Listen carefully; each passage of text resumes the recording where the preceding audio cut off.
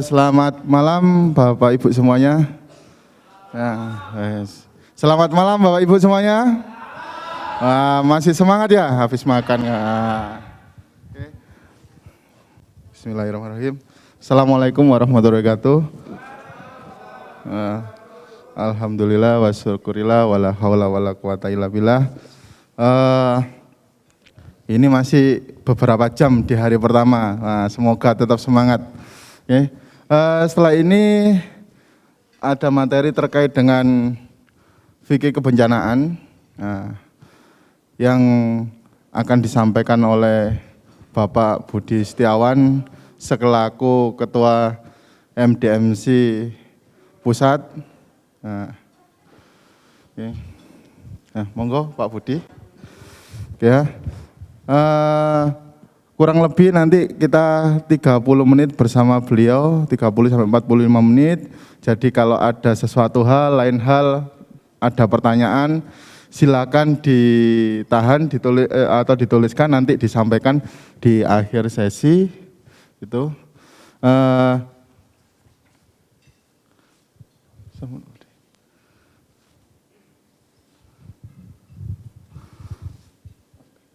Bisa dibantu?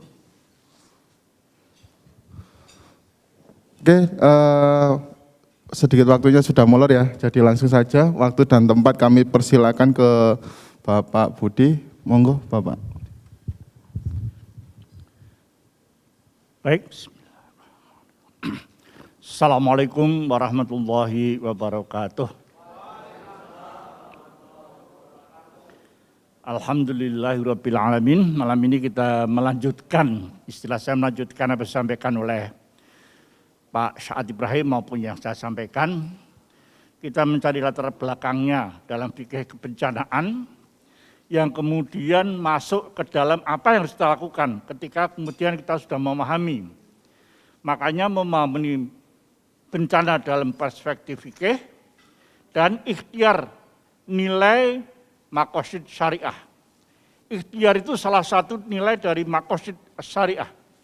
Sesuatu yang kemudian dirumuskan oleh para ulama tentang maqasid syariah itu sendiri. Bab kalau hanya berhenti pada fikih kebencanaan maka akan berhenti pada pemahaman saja. Padahal kegiatan kita ini adalah perubahan perilaku. Sehingga setelah memahami fikih bencana, maka kemudian bagaimana kita ke perubahan perilaku adalah sesuatu setelah kita pahami dan ada niatan untuk nilai ikhtiar. Saya diberi masukan oleh Saudara Ninin, salah satu fasilitator nasional yang membuat tulisan tentang mitigasi. Jadi ini akan memperkaya apa yang saya sampaikan. Baik. Maaf, bentar. Lanjut. Ya. Ini cuma sekedar ilustrasi aja. Referensi adalah buku fikih bencana. Sebetulnya ada fikih akbar. Kalau fikih bencana karya Mas Tarjih, ada fikih akbar karya Dr. Hamil Iyas, orang Tarjih juga.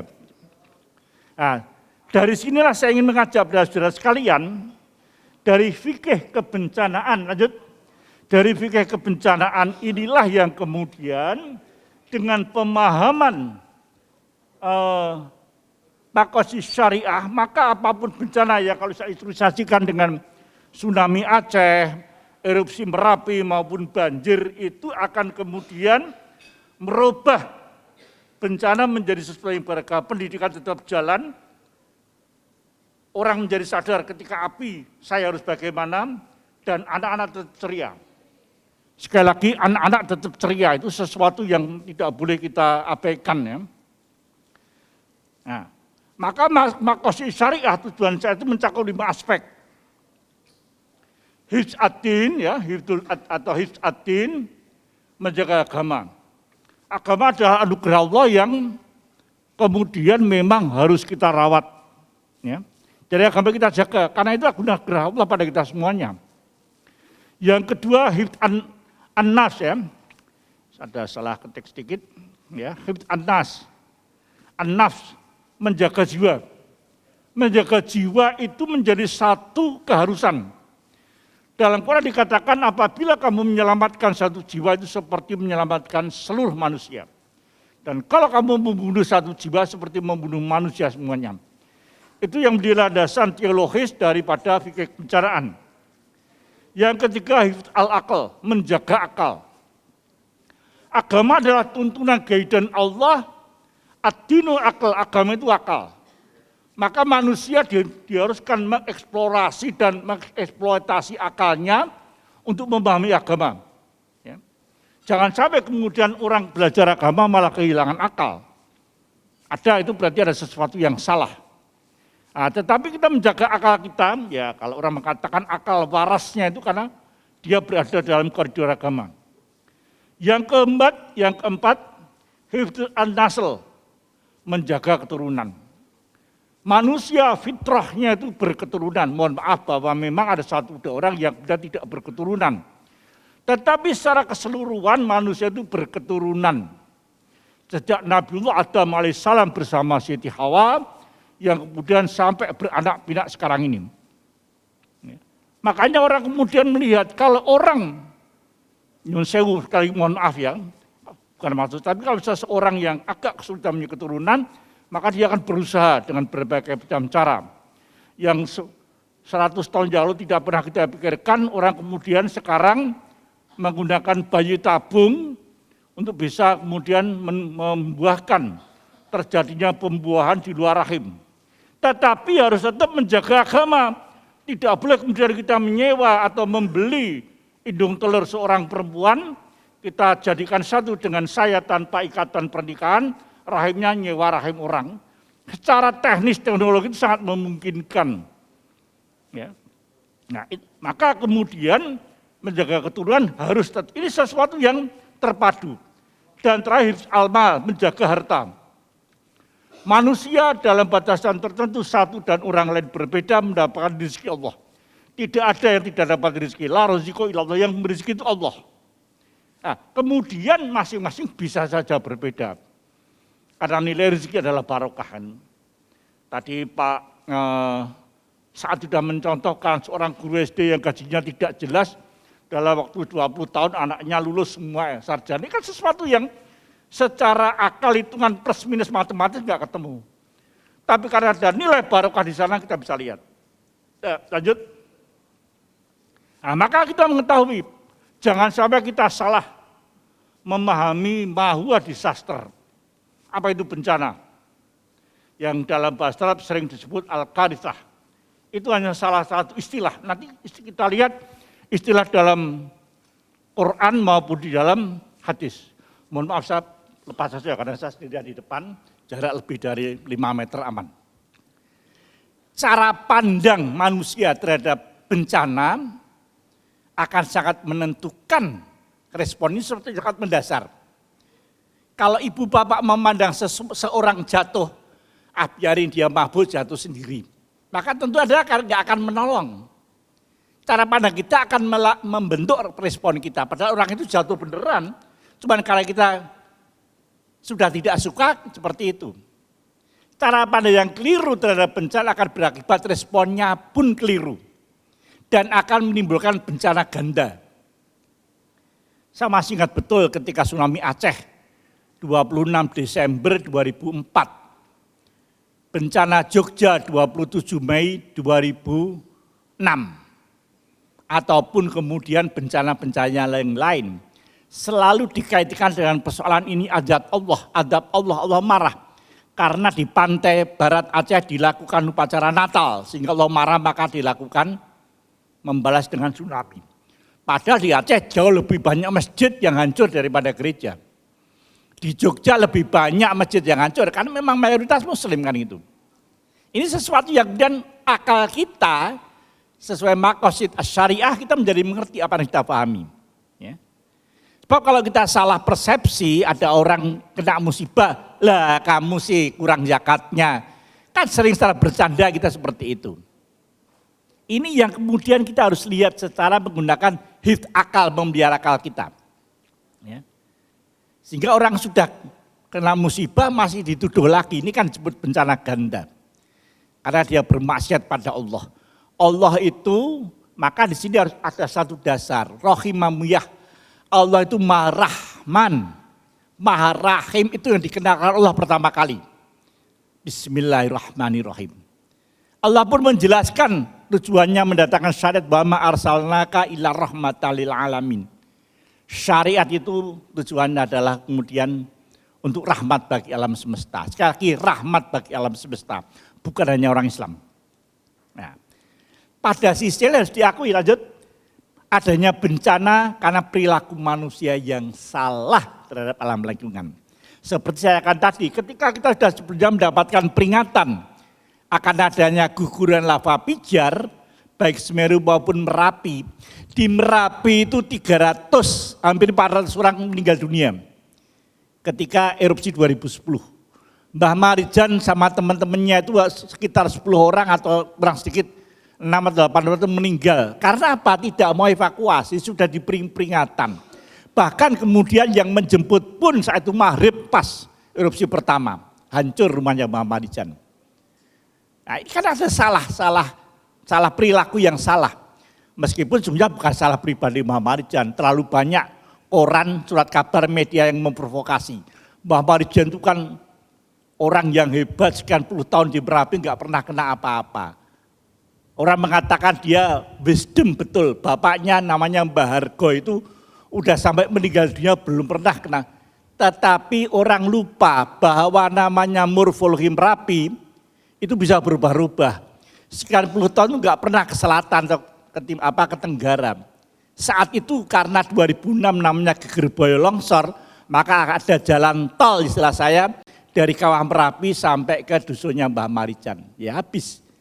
300 orang yang terpanggang itu karena salah evakuasi. Mestinya turun kiri karena dia di sebelah timur Gindel, sampai dusun namanya Bronggang, mereka ke kanan. Nyebrang yuk ke Pakem, pasti banyak kendaraan, kita bisa turun ke Jogja. Begitu mereka nyebrang pukul 1 dini hari, pas awan panas melanda mereka, 300 jiwa meninggal dunia. Ada monumennya kalau kalian lihat di sebelah timur Pakem, Bronggang namanya. Ini artinya ada kesalahan manusia. Padahal agama itu mengajarkan manusia itu khalifatullah fil ard. Bukan hewan, bukan makhluk yang lain, manusia kita semuanya yang bertanggung jawab terhadap pengelolaan bumi ini. Ya, saya itu ikut dalam sebuah Instagram namanya 7.000 light years ya. Jadi jarak 7.000 tahun cahaya. Tiap pagi menampilkan galaksi-galaksi di luar sana. Yang difoto itu berarti kejadian 7.000 tahun yang lalu, kan baru sampai sekarang kecepatan cahaya itu. Artinya dia bisa menunjukkan bintang yang hilang, bintang yang mau tumbuh. Bumi kita ini kan planet. Tadi Pak Saat juga menyampaikan setelah tadi kita itu digulung, Allah menerbitkan sesuatu yang baru, itu hak Allah, alam semesta. Kita ini kan bagian super kecil dibanding alam semesta. Jarak 7.000 tahun yang lalu itu baru bisa difoto, sekarang itu kejadian 7.000 tahun yang lalu. Kita ini kan dalam galaksi Bima Sakti, Milky Way, lah galaksi yang di luar sana yang alat secanggih apapun belum bisa menjangkau ya, itu yang harus kita lihat. Nah, maka perlu pelurusan cara pandang masyarakat terhadap bencana agar kita bisa merespon secara benar dan bermartabat. Karena yang kita tolong itu manusia, makhluk Allah yang sama dengan kita. Jangan mentang-mentang kita jadi relawan kemudian kita menolong, kamu sudah saya tolong masa. Tetap harus bermartabat. Inilah yang sekarang menjadi satu tema dari banyak organisasi kemanusiaan, menolong orang secara bermartabat. Dan caranya pun benar. Jangan sampai kita menolong orang, memindahkan orang, ternyata caranya salah. Ketika MDMC buka posko pertama Semeru, kita lihat petanya, oh ini termasuk rawan. Karena kalau ada longsoran Semeru, arahnya akan kita pindahkan. Nah, kita selalu belajar seperti itu. Dan maka kita harus benar, orang lain ya udah kalau kita kasih tahu nggak mau ya nggak apa-apa. Tapi kita ngerti. Dan kita betul-betul menjaga. Karena relawan itu harganya mahal istilah kita. Ya. Jadi kalau kemudian ada ilustrasi di bawahnya itu bagaimana kita bisa benar ya berlatih. Masjid pun bisa banjir. Maka kemudian ketika yang ditolong banjir ya orang-orang yang punya risiko tinggi, ibu-ibu ya udah ditolong dulu, anak-anak kan gitu. Ini sesuatu yang secara benar dan bermartabat. Nah, baik, maka kemudian lanjut kita masuk fikih. Ya, fikih dalam pengertian ini tidak hanya mungkin ibu bapak atau saya juga sering belajar fikih. Tahunya kalau fikih itu cara berwudu, cara toharoh itu enggak salah. Tapi fikih dalam pemahaman ini itu mencakup akidah, hukum dan akhlak. Muhammadiyah memandang fikih seperangkat ketentuan Islam yang dikelompokkan pada tingkat-tingkatan. Nilai dasar, prinsip umum, dan peraturan yang bersifat teknis al-hakam al-far'iyah. Cara menolongnya pun gimana itu agama memberi tuntunan. Pemahaman umum tentang bencana agama memberi tuntunan. Nilai dasar al-qiyam asasiyah. Kenapa seperti itu agama memberi tuntunan. Maka kembali ke maqasidus syariah tadi. Tujuan syariah itu menjaga 5 hal tadi. Maka kita bisa melihat bagaimana kemudian nilai-nilai maqasid syariah tadi ini kemudian kita implementasikan dalam pemahaman fikih bencana. Nah, ini pemahaman umum yang sudah sering kita ketahui tentang bencana. Tadi disampaikan oleh Pak Saad juga, tidak semua kejadian itu bencana. Kalau tidak menimbulkan kerugian, itu bukan bencana. Gunung jeblok, meskipun itu Semeru atau Merapi, tapi kita ngerti cara menghindarinya, ya bukan bencana. 2014, Gunung Kelut meletus. Apakah ada abu yang jatuh di Blitar? Blitar loh yang mepet Gunung Kelut. Mereka sudah mengumpulkan 2 hari sebelumnya itu saya baca sudah pada kebingungan membeli gas LPG, membeli aqua laris banget. Takut kalau sesuatu yang tertutup semuanya. Begitu tengah malam jam 10 malam der gitu, malam Jumat ya kejadian saya ingat betul. Pagi hari abunya ke barat sampai Jogja, Blitar abu sedikit pun enggak ada. Jadi kan itu kan bencana, bukan bencana bagi Blitar. Ya. Jadi yang abunya jauh lebih tebal di Jogja. Artinya apa? Ya memang anginnya tidak berarah ke situ. Sehingga kalau gunung meletus di laut jauh sana bukan bencana. Kejadian lumpur lapindo di Amerika Selatan ada 30 tahun malah gue tontonan karena di tengah hutan. Tapi lumpur lapindo di Sidoarjo karena menyerang masyarakat penduduk dan industri yaitu bencana. Maka tetapi itu pun bukan bencana, sesuatu yang terjadi, meskipun kita rugi, ada luka, kalau suatu saat ibu jatuh gitu ya, apa yang ibu lakukan? Kepleset naik motor, apa yang ibu lakukan? Gimana Bu? Ibu naik motor, kepleset gitu ada sesuatu, apa yang ibu lakukan? Hah?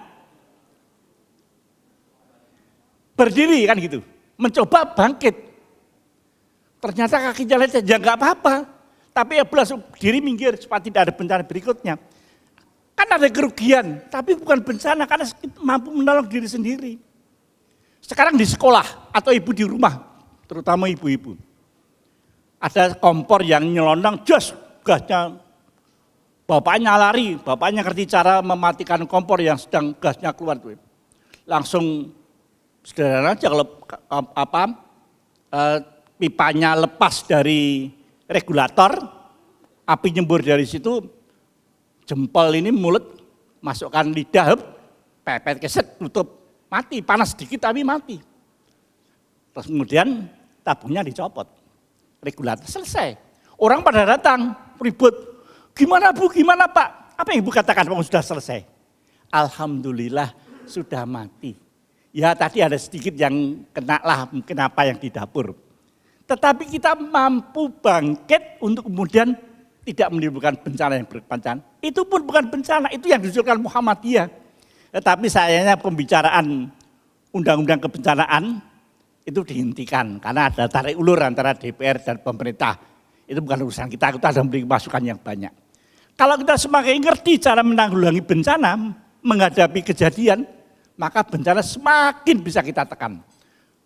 Bali ketika erupsi Gunung Agung, tengah malam saya itu monitor teman-teman DMC membantu evakuasi masyarakat. Padahal belum terjadi apa-apa, masyarakat panik luar biasa karena isu. Ya sedikitlah ada awan panas malam keluar lelehan lava itu, masyarakat panik. Saya ke sana, saya lihat alhamdulillah masyarakat ya ngungsi. Sekarang yang terjadi, ketika ada awan lelehan lava malam, dari Pura Besaka itu pandangannya bagus, foto di situ $50 bayarnya. Dari ketakutan bisa menjadi industri wisata. Karena kita ngerti enggak bahaya kok. Ini artinya apa? Dengan semakin memahami fenomena alam, kita mengerti batas mana itu membahayakan dan tidak. Ya. Ini yang menjadi sangat penting. Nah, dengan memahami risiko bencana yang kita komunikasikan kepada stakeholder sekolah, apakah itu siswa, apakah masyarakat seputar sekolah, maka komunikasinya kan sangat bagus sekali. Oh, itu bukan bencana. Itu kejadian yang biasa, kita mampu mengatasinya. Ada kebakaran kecil, satgas sekolah sudah langsung bisa mengetahui dan segera bertindak dengan cepat apa yang dilakukan. Nah, inilah yang kemudian bukan bencana. Jepang sudah luar biasa betul hal seperti itu. Ketika ada gempa kita datang, cukup nggak usah datang kita. Nah, ini sesuatu yang bisa dimengerti. Lanjut, ya, lanjut. Maka kebencanaan di dalam Quran tadi salah satunya sudah disampaikan oleh Pak Saad, musibah. Maka tadi asobatum musibah, kalau kita ambil dalam surat 79 ayat 9 An-Nisa, ma asobaka min hasanatin faminallah. Apa-apa yang asobah menimpamu min hasanatin dalam kebaikan, faminallah. Kita bangun tidur segar sehat, alhamdulillah, karena karunia Allah. Wa ma asabaka min sayatin, dan apa-apa yang menimpamu dalam keburukan, bangun tidur, aduh kepala sakit pusing. Yang bangun tidur kepalanya pusing sama yang bangun tidur segar itu, kenapa bedanya? Wah, kepalaku pusing ya. Iya, tadi malam saya makan daging satenya kebanyakan, tensi saya naik. Salah siapa itu? Fami nafsika, karena ulah kamu sendiri. Jadi ketika menjadi bencana yang merugikan, mau tidak mau ada keterlibatan manusia. Naik motor, tergesa-gesa berangkat sekolah takut terlambat. Ya, sehingga sedikit kecelakaan misalkan. Salah siapa? Kan ada keterlibatan sendiri. Padahal Allah sudah menjaganya. Bangun pagi, salat subuh, yuk gak usah tergesa-gesa. Itu sebenarnya guidance Allah. Sehingga bisa sampai sekolah juga sehat dan segar. Jadi sih kita lihat, sama-sama musibah itu bisa positif, bisa negatif. Maka musibah itu netral. Perilaku manusialah yang kemudian menyebabkan menjadi rugi atau tidak. Jadi ibu bapak bisa menjelaskan, mengkomunikasikan dengan para siswa, tenaga pendidikan yang lain. Kalau kita siap, nah, kita akan lebih cepat. Covid 2 tahun mengajarkan kepada kita betapa susahnya kita pakai masker awalnya. Tapi ketika bak orang pada meninggal, ya kita menjadi mengerti. Meskipun juga ada yang agak over dalam menanggapi, ya gitu. Dekat orang mati aja ketakutan, bukan main, padahal aman ya. Karena saya juga salah satu petugas kubur cepat gitu ya, memandikan juga berkali-kali dan tidak masalah. Ketika kita mengerti apa yang kita lakukan menghadapi bencana, menghadapi ancaman ya enggak masalah. Maka menjadi penting dengan belajar seperti itu. Yang kedua bala, ibu bapak sering mendengar kata bala. Yang sering diartikan bala itu pasti negatif. Wah, kena bala atau udah doa tolak bala. Di satu masyarakat kok ada tradisi apa tolak bala, kan itu sering terjadi. Padahal kalau kita lihat bala dalam Al-Quran, Allah berfirman dalam surat Al-A'raf 168, wa qata'nahum fil ardi umaman. Kata Allah, aku bagi manusia itu atas berbagai golongan. Lanjut ya. Oh tadi wa qata'nahum betul. Fil ardi umaman. Aku bagi ke manusia ini menjadi berbagai umaman, berbagai kelompok. Ya kan? Min humus solihuna, di antara mereka orang-orang soleh. Insya Allah kita semua yang di sini ya. Tetapi wa min hum dunadalika, di antara mereka ada yang tidak demikian, tidak soleh. Itu kenyataan dunia dan itu sunatullah. Apa maksud Allah? Wa balaunahum, dan aku balak mereka, aku coba mereka bil hasanati wasayiati, dengan kebaikan dan keburukan. Jadi apabila ibu bapak sholatnya rajin, sholat malam, puasa rajin, tidak menjamin kena balak negatif. seorang nabi yang sakitnya luar biasa. Nabi siapa? Nabi Ayub, sampai ditinggal keluarganya. Dia kurang apa? Imannya mentok ya. Kesalehannya luar, tapi Allah memberi cobaan. Jadi cobaan itu bisa orang baik, bisa ini kata Allah. Kalau kita baik kok kena cobaan, ya Allah mencoba saya bisa menjadi lebih baik. Kok kalau saya jelek kena cobaan, ya Allah mengingatkan saya. Bagi orang beriman seperti itu. Kata Allah, la'allahum yarji'un, agar kita kembali. Yang baik, yang buruk semuanya kembali. Kembali kepada apa? Kata Pak saat tadi, innalillahi wa inna ilaihi raji'un. Kita kembali kepada apa? Nilai fitrah manusia. Apa nilai fitrah manusia itu? Suci dan beriman. Jadi kalau kita kena bala, sakit, aku wis rajin sholat puasa Senin Kamis kok ya sakit. Ya, ini kesempatan saya untuk muhasabah.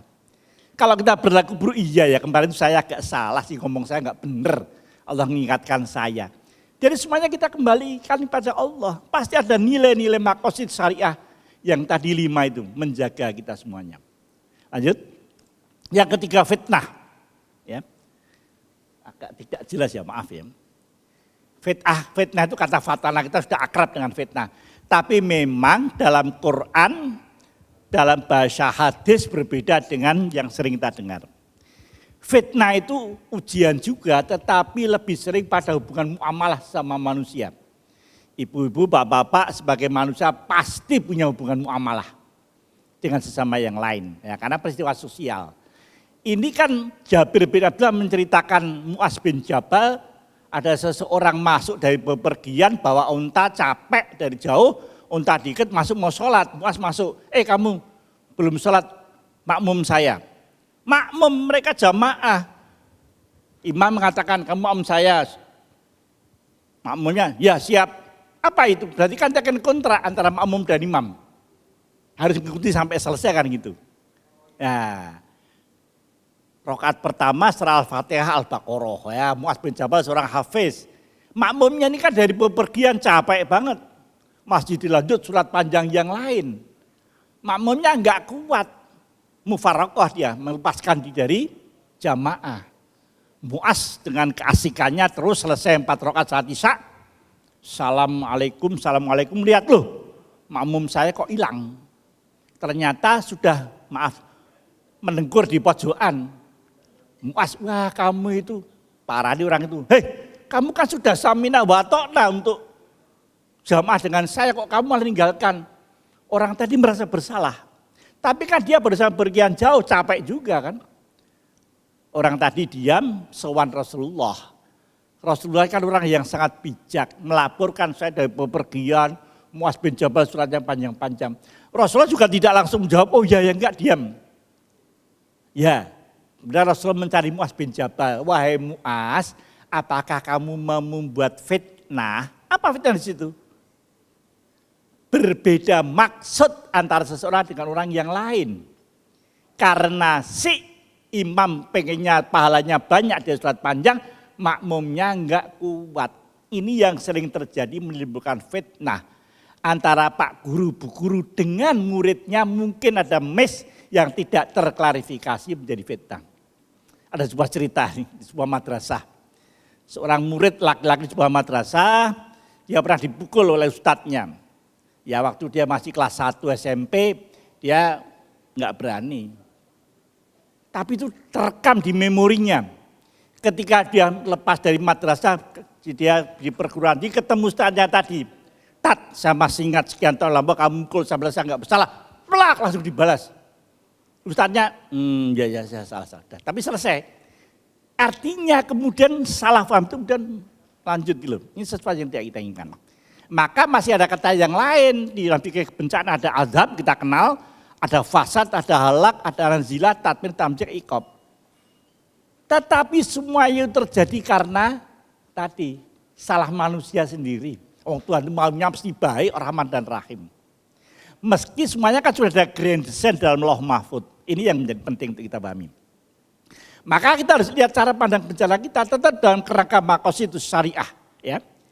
Memaknai bencana itu apa? Tidak semua kejadian dalam bencana. Cara memandangnya, Karena itu interaksi dengan kita. Secara teologis, Pak Asad menyampaikan tadi, secara teologis, secara sosiologis. Ketika kami di Lombok dengan di Palu masyarakatnya beda, ya kami agak sedikit berbeda dalam berkomunikasi.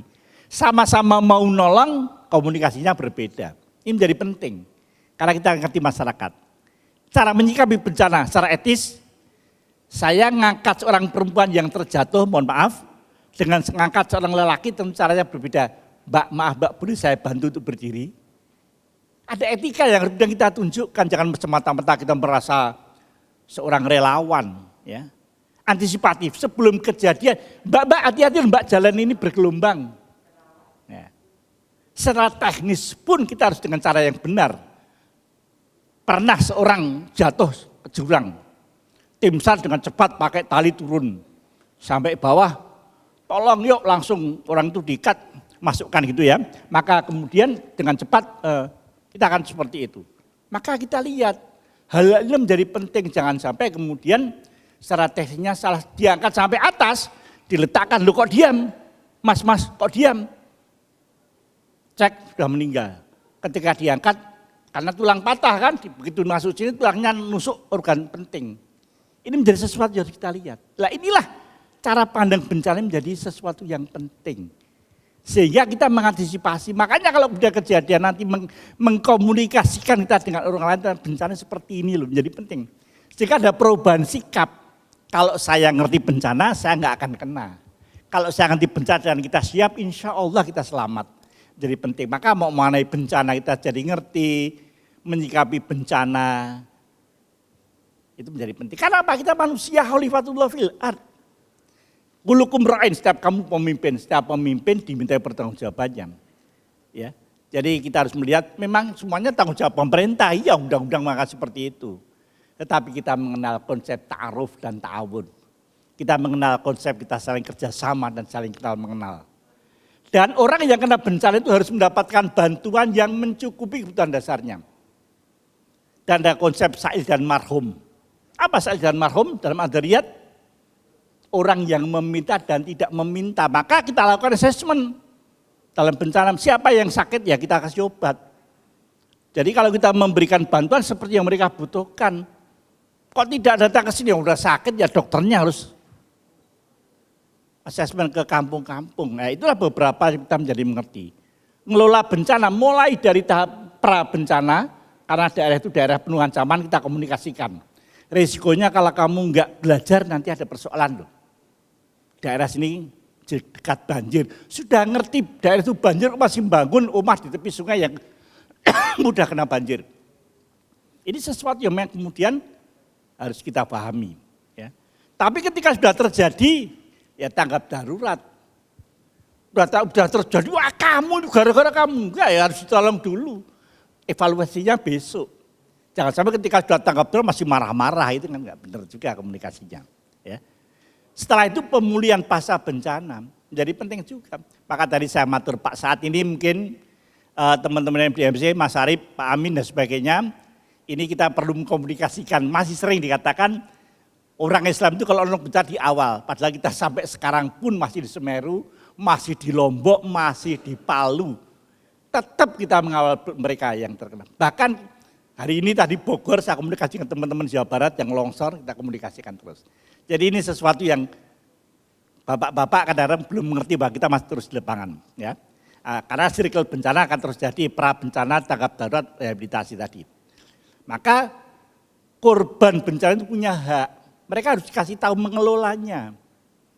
Mereka kalau mengelola kerentanan. Manusia, maaf ibu-ibu yang sepuh, ibu hamil, ibu menyusui, anak kecil kan rentan. Allah mengingatkan, wah yahsalladi kan gitu. Dan dendanya takut orang-orang yang sekiranya meninggalkan di belakang mereka anak-anak yang lemah. Maka ibu hamil sejak awal minum obat apa, tambah darah, vaksin dan sebagainya agar anak lain langsung divaksin, BCG dan sebagainya. Agar itu kita nggak ingin meninggalkan anak yang lemah. Itu tuntunan agama. Kalau kita masyarakat rentan karena daerah bencana, kita didik. Karena kita nggak boleh meninggalkan saudara kita lemah kan itu. Sistemnya juga diangkat. Yuk kita atur by organisasi. Karena Allah innallaha yubillan yuqatilu fisabilih sofan kana bunyanur marsus ya. Innallaha yuhibbul ladzina yuqatiluna fisabilih sofan kana bunyanur marsus. Allah itu menyukai kalau kita bisa menolong orang-orang secara sofan, tertib, tersistem, terpimpin, itulah organisasi. Maka kita melalui lembaga-lembaga pendidikan insya Allah akan menjadi lebih baik program perubahan sikap Satuan Pendidikan Penanganan Bencana ini. Nah, masyarakat kita latih tangguh. Loh, masyarakat sana kok bagus? Ya sudah dilatih kok menjadi tangguh. Ya, karena kemudian kita tidak ingin meninggalkan mereka anak-anak lemah wa yasalladina lau taraku min khalfin dzurriyyatan di'afan. Khauf alim, kamu khawatir. Jadi kita enggak boleh meninggalkan, biarlah murid-murid kita enggak boleh, harus semuanya itu. Nah, soal ibadah saat bencana ibu semua yang mukim. Jadi karena ibadah merupakan bagian yang tidak boleh kita lepaskan, kita akan bicara ibadah ketika bencana.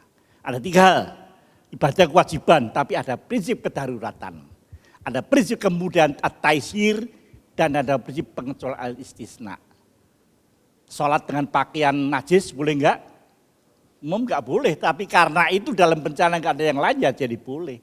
Sholat dengan pakaian yang tidak menutup aurat sempurna, ya namanya bencana ya boleh kan itu. Ini seperti juga kasus COVID kemarin ketika banyak orang berdebat.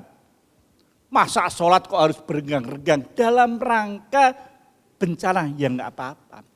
Sholat kok pakai masker padahal hidung harus nempel di tempat sujud. Ini dalam rangka pemahaman ini yang nampaknya perlu. Kira-kira sementara itu yang saya sampaikan dari rangkaian pemahaman bencana Konstitusi Syariah, kemudian 5 hal tadi semuanya dalam rangka menjaga nilai-nilai tadi sehingga kita akan mampu ikhtiar menjadi sesuatu yang sangat penting bagi kita semuanya. Sementara matur nuwun, assalamualaikum warahmatullahi wabarakatuh. Oke, terima kasih kepada Pak Budi atas penyampaian materi terkait fikih bencana. Oke, untuk sesi selanjutnya kami persilakan sesi tanya jawab. Kami persilakan untuk 2 penanya. Saya bisa dibantu untuk mic-nya. Oke, dari sayap kanan dan sayap kiri. Bisa dibantu nanti menyebutkan namanya dan asalnya dari mana. Pak Hendrik, sebelah situ. Yang sebelah kiri dulu. Ya itu lah, sayap kanan dulu ya. Sebelah kiri saya. Oke.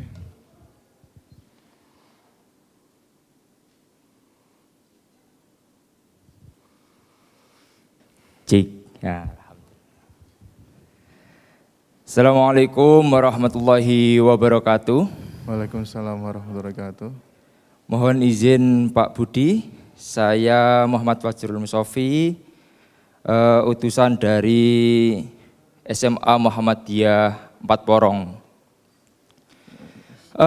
Terkait komunikasi risiko kebencanaan ini, 2 tahun sudah COVID ini melatih kita, atau COVID ini menjadikan komunikasi kebencanaan itu lebih cepat. Saya rasa nggih.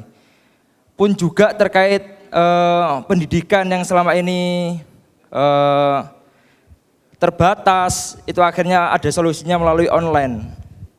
Artinya komunikasi saat COVID ini menjadi sangat cepat perkembangannya.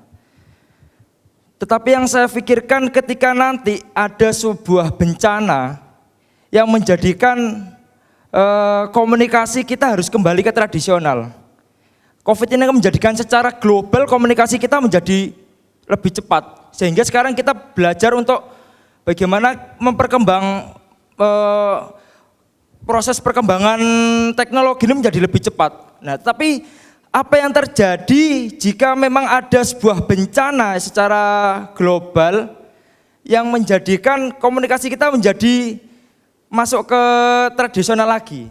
Nah, apakah kira-kira kita siap dengan mentalitas kembali ke tradisional itu? Terus ya itu tantangannya apakah lebih sulit seperti itu? Kalau misalkan komunikasi di COVID tantangannya adalah fitnah, tetapi kalau misalkan di tradisional mungkin hambatan untuk menyerap informasi itu. Terima kasih. Assalamualaikum warahmatullahi wabarakatuh. Oke, terima kasih Mas Fajrul Mustofi. Oke, selanjutnya yang sebelah sayap kanan tadi. Jadi, nah sebelah sana dulu ya, baru di tengah. Oke.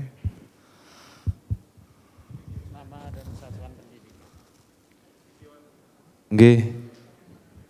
Ngapunten, nama saya Nuryanto dari SMP Muhammadiyah Tigawaru. Tadi disampaikan bahwa bencana itu terjadi karena kesalahan manusia itu sendiri. Berarti di Indonesia ini banyak bencana itu karena banyak orang-orang yang berdosa begitu. Covid, kalau Covid ini kan sudah mendunia, berarti di dunia ini banyak orang yang berdosa. Kalau tadi dijelaskan penanganannya harus tepat, kemudian harus bermartabat, apakah ada pencegahan untuk mencegah bencana ini kalau memang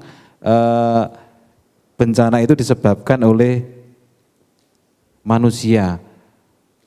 Nah, karena Covid itu yang saya tahu sejauh ini bukan dari Indonesia, tapi kenapa kok orang Indonesia ini termasuk kita ini juga terkena imbasnya seperti itu. Nggih, matur sembah nuwun. Assalamualaikum. Oke, waalaikumsalam warahmatullahi wabarakatuh. Terima kasih. Selanjutnya yang terakhir.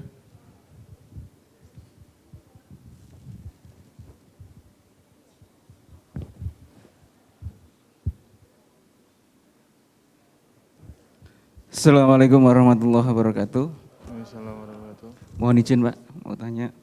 Saya Reza dari SMP Muhammadiyah 10 Muncar, Banyuwangi. Saya mau tanya terkait pembahasan tadi. Sebenarnya apa yang perlu kita perbaiki dan pahami untuk mengenal alam yang begitu luas ini? Kita tidak tahu Pak, kapan akan terjadi bencana. Kemarin Covid, tsunami, gunung meletus, dan seterusnya. Sedangkan sebagian besar kita menganggap banyak orang yang tidak mendekatkan diri kepada Tuhan, atau mungkin tidak seiman, atau mungkin tempat tersebut banyak setannya. Kan gitu ya. Padahal setan gak ikut-ikut itu. Toh yang seiman dan tekun beribadah pun ikut tergulung tsunami juga dan terkena Covid. Terima kasih. Assalamualaikum warahmatullahi wabarakatuh. Terima kasih Mas Reza dan juga penanya lainnya. Oke, jadi ada 3 pertanyaan.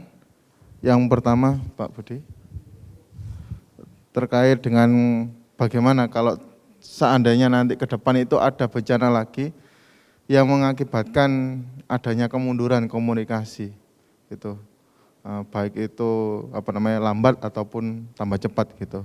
Mungkin itu yang pertama. Terus yang kedua adalah terkait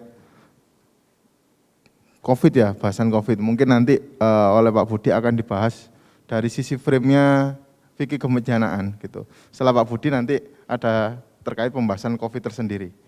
Oke. Terus yang ketiga adalah bagaimana kita harus memahami alam. Nah, bagaimana kita mengenal alam, memahami alam sehingga tidak mengkambing hitamkan setan ya Mas.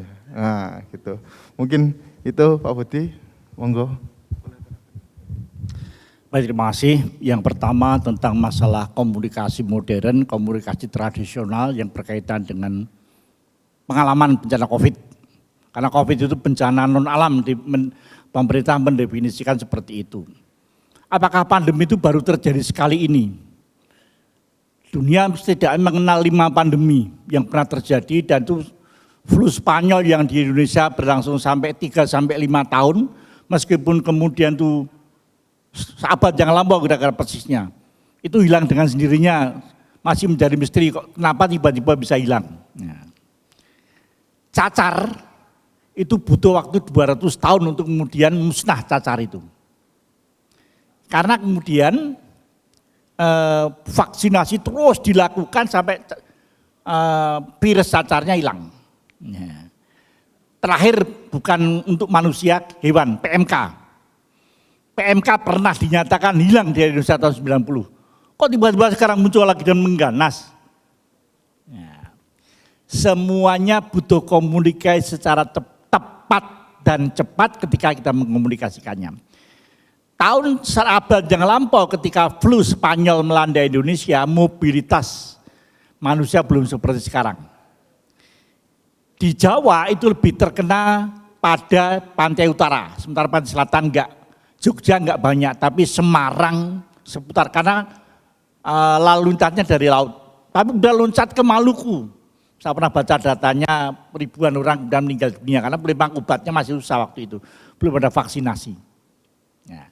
Maka komunikasinya orang belum bisa melakukan apapun ketika, tapi ada yang menarik ketika kolera di Inggris. Seorang dokter mengatakan itu berasal dari satu pompa air, sumber air. Didebat, tapi dia dirunut ketemu memang sumbernya dari situ. Penyebaran kolera dari situ. Nah artinya, dan dia mampu mengkomunikasikan secara ilmiah. Maka komunikasi bukan sekedar alat, tapi kemampuan manusia mengkomunikasikan kepada yang lain. COVID ini jenis baru, virus baru. Kita mengenal semua dari ribuan. Tapi ini jenis baru, nanti Mas Corona akan lebih jelas menjelaskan. Mas Corona sudah datang, itu menjadi lebih jelas. Tetapi kemudian orang tergagap. Saya masih ingat betul ketika BIN, Badan Intelijen Negara kita mengatakan COVID masih bisa bulan Februari Maret dan akan berakhir bulan Juli. Saya rapat dengan BNPB, itu mengatakan Juli akan berakhir. Sekarang sampai udah lebih dari 2 tahun ternyata belum. Artinya apa? Karena ketidaktahuan mengkomunikasikan salah, sehingga ketika negara bikin kebijakannya salah ya jadi salah betul. Nah, maka menjadi penting mengkomunikasikan bukan sekedar alat. Komunikasi tradisional itu tetap penting dan ya. Ini menjadi kebetulan ini mendunia sehingga dunia betul-betul memberi perhatian. Tapi kalau terjadiannya bukan pandemi tapi endemi atau epidemi dari lokal mungkin tidak akan ini. PMK ini kalau nggak ada tindakan yang nyata ya bisa parah, apalagi kita menghadapi Idul Adha. Yang kedua tadi, bencana kesalahan manusia, lihat aja. Ini kata Allah, wa qad ta'alu fil ardi manusia kelompok-kelompok, semuanya dicoba oleh Allah. Sekarang ada 2 ekstrem yang sering dicontohkan orang, ada 2 tempat ibadah, satu gereja, satu masjid, tingginya sama. Gerejanya pakai penangkal petir, masjidnya enggak, ada petir diar yang kena mana? Alam itu objektif, Tuhan itu ketika itu sunatullah itu objektif. Ya. Jadi kita mengatakan dosa itu bukan berarti kita dosa bayang kita karena kita melanggar aturan agama. Aturan agama dalam urusan dunia itu luas sekali, dalam urusan dunia loh. Bukan dalam urusan ibadah loh ya, ibadah yang mahdhah. Tapi dalam urusan dunia ketika kita menjadi khalifah menata dunia tidak seperti yang dimaui Allah ya akan banyak hal terjadi. Seperti saya katakan sudah diatur evakuasinya itu turun kiri yang di Kali Kidul Merapi itu. Tetapi dia kanan pas saat itu awan panas kena. 90% Muslim semuanya. Tapi kita tidak akan mengukur kemudian ya mereka Muslim enggak pasti banyak dosa dihukum Allah. Jadi mohon dibedakan. Aceh itu 99% Muslim yang kena tsunami semuanya. Gempa Jogja gereja ada tapi lebih banyak masjidnya sekarang. Tapi ketika Amerika kebakaran besar melanda hutan, siapa yang kena? Ya orang-orang non-Muslim. Jadi alam itu objektif sekali. Ya. Manusia bisa, makanya Allah mengatakan wa balaunahu bil hasanati basayiati. Kalau kita dari segi agama, Nabi Ayub itu kurang taatnya apa? Rasulullah SAW ketika dia berperang dalam perang Uhud, maaf giginya rampal loh, karena diserang oleh para musuh. Ada kesalahan sistem dalam strategi peperangan karena ada anak buahnya yang tidak manut sehingga kemudian terkena. Bisa kita lihat, bisa kita analisa. Jadi kita jangan cepat-cepat mengatakan dosa kamu, dosanya itu dalam tanda kutip adalah kesalahan dia merespon. Sudah jelas itu ada api, kok dipegang ya kan naik muslim atau tidak muslim ya tetap kena. Ini sesuatu yang, karena alam itu objektif sekali. Ini untuk bisa dipahami bersama ya. Kemudian tadi yang ketiga, apa yang perlu kita ketahui? Yang kemudian apa? Tadi yang ketiga tadi?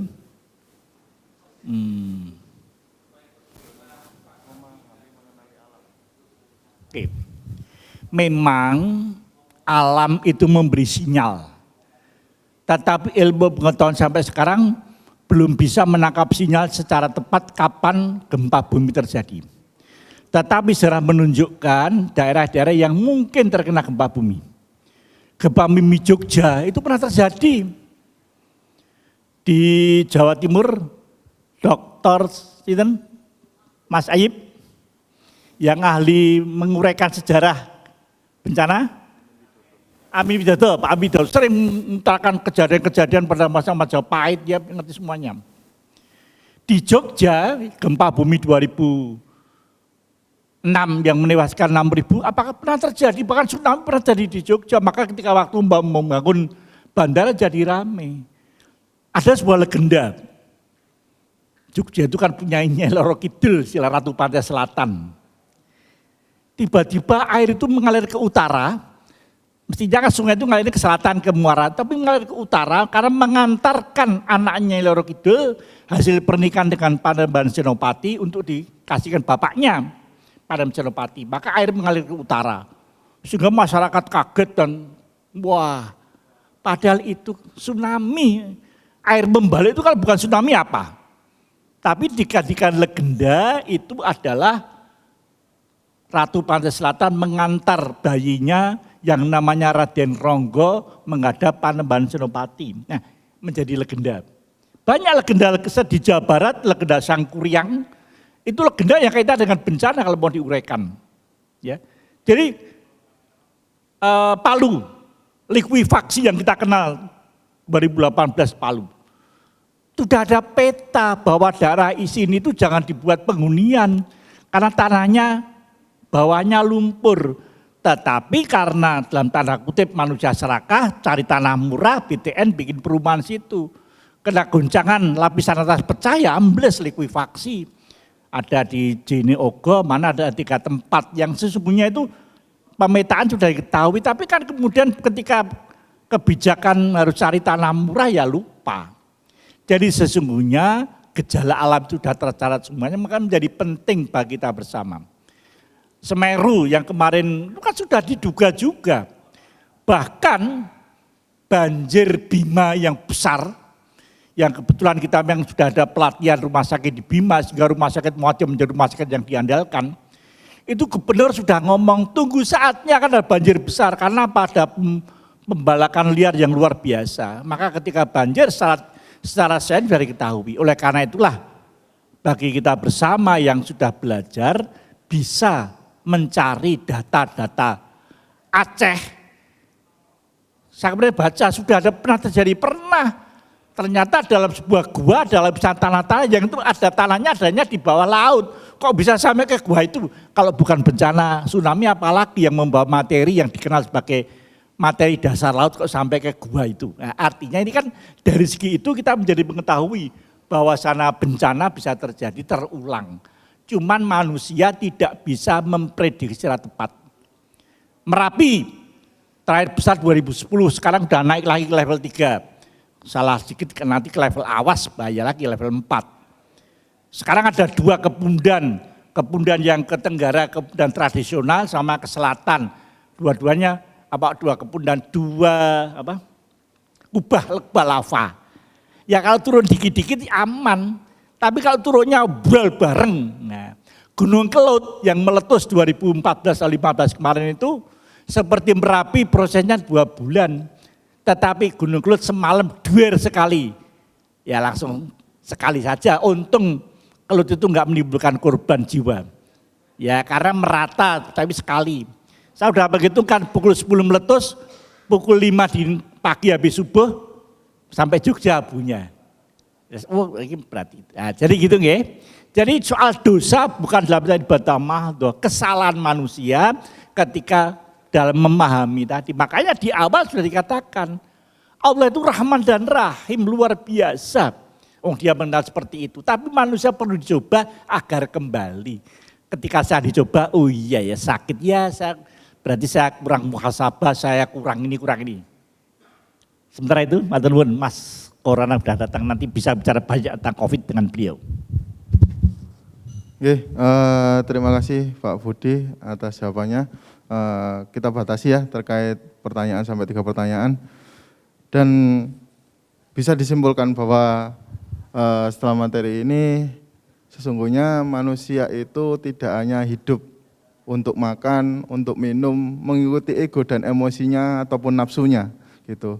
Tapi manusia juga harus ingat menjadi khalifatu fil ard gitu. Wajib bertanggung jawab ya, dalam semua hal, mengenal, tidak hanya menuntut, tidak hanya melakukan hal sesukanya sendiri gitu. Tidak hanya berpikiran bahwa manusia itu adalah korban, tapi juga wajib mengenali apa yang ada di lingkungannya itu sendiri. Oke, itu terima kasih banyak atas Pak Budi. Aplaus dulu untuk Pak Budi. Oke. Oke, untuk selanjutnya rekan-rekan saya bisa dibantu untuk ini ya, apa namanya? Apa tadi ada warna-warni ya yang mau dibagikan ya? Merah ya? Ada warna merah dan apakah cuma 2 warna? Ada warna biru. Oke. Ada 3 warna, merah, hijau, dan biru. Oke. Nah, terkait ini ya, habis ini ada pemateri yang luar biasa juga. Beliau ini sepak terjangnya di emergensi bencana dan juga COVID. Tuh. Silakan Bapak Ibu menuliskan pertanyaan. Terkait COVID di kertas yang warna merah, gitu. Pertanyaan di kertas yang warna merah, yang Bapak Ibu ini wajib dijawab pertanyaan ini. Pertanyaan ini sangat penting sekali, gitu. Berada di kertas yang warna merah ya, gitu. Nah, kalau Bapak perlu ragu-ragu pertanyaan ini, saya sudah punya jawabannya. Tulis di warna biru, gitu ya. Dan kalau pertanyaan ini tidak penting ya, tapi tidak apa-apa lah, saya tuliskan aja, dituliskan di warna hijau. Oke. Jadi kertas warna merah untuk pertanyaan yang sangat penting, yang urgent, gitu. Yang warna biru sebagai penguat saja, saya ragu-ragu untuk melakukan jawaban saya benar atau enggak ya, pemahaman saya benar atau tidak ya. Jadi tulis yang warna biru. Kalau pertanyaannya penting nggak penting lah, tulis saja warna hijau. Oke. Kami beri waktu kurang lebih 5 menit, silakan Bapak Ibu untuk menulis. Oke. Setelah itu nanti dikumpulkan di dalam meja.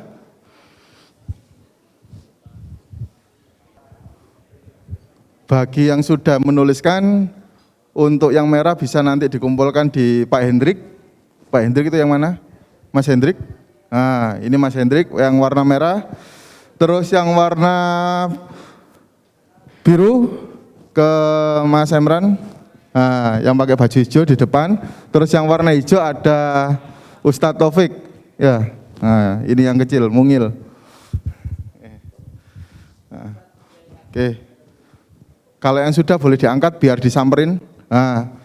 Bapak Hendrik, Kak Hendrik, tolong bisa dibantu Kak Hendrik. Nah, yang merah. Oke.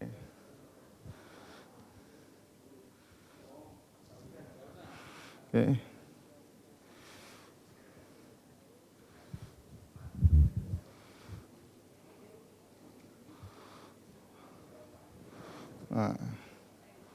Oke, Mas Taufik bisa dibantu. Oke, Mas Emran ambil yang merah aja. Pak Hendrik ambil yang warna biru ya. Ambil yang warna biru, bagi yang sudah boleh diangkat gitu. Oke.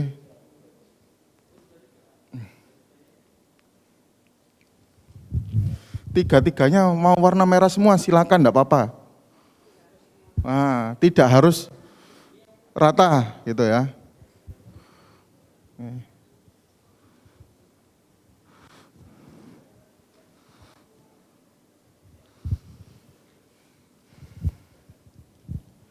Ada yang sudah selesai? Oke. Kalau sudah selesai, bagi Bapak Ibu yang sudah selesai, kami persilakan boleh untuk coffee break dulu, kurang lebih 7 menit untuk coffee break berada di luar. Dibawa masuk juga boleh, monggo silakan. Oke.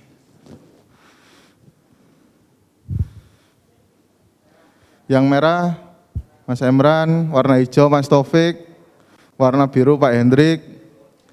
Tuh. Enggak ada pertanyaan? Enggak apa-apa, enggak ada pertanyaan. Wah, tapi harusnya juga ada. Oke. Nah, biru. Ah, lah ini Pak Hendrik dipanggil. Mas biru. Nah.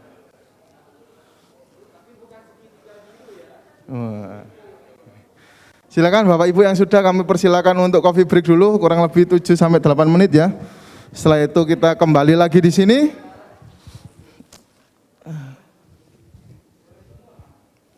Oh, enggak ada yang mau coffee break kayaknya.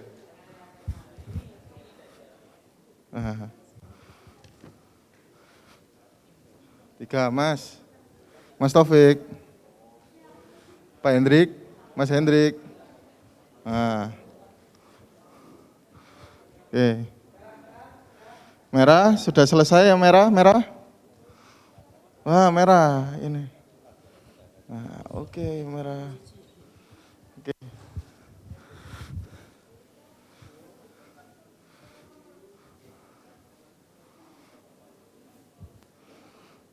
Silakan untuk coffee break ke kamar mandi.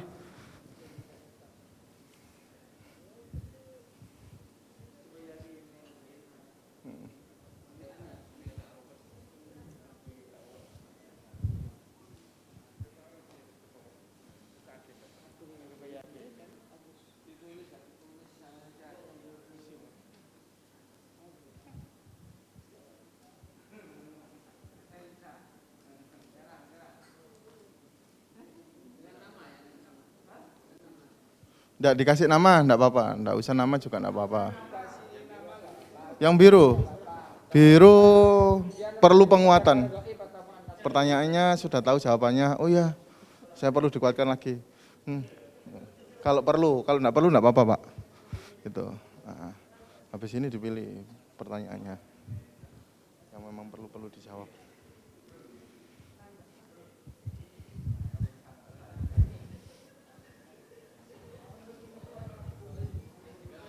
Yang ngantuk bisa ngopi, nah, yang tidak ngopi bisa ngeteh, nah, yang tidak suka warna hitam dan kecoklatan bisa putih aja, bening. Nah.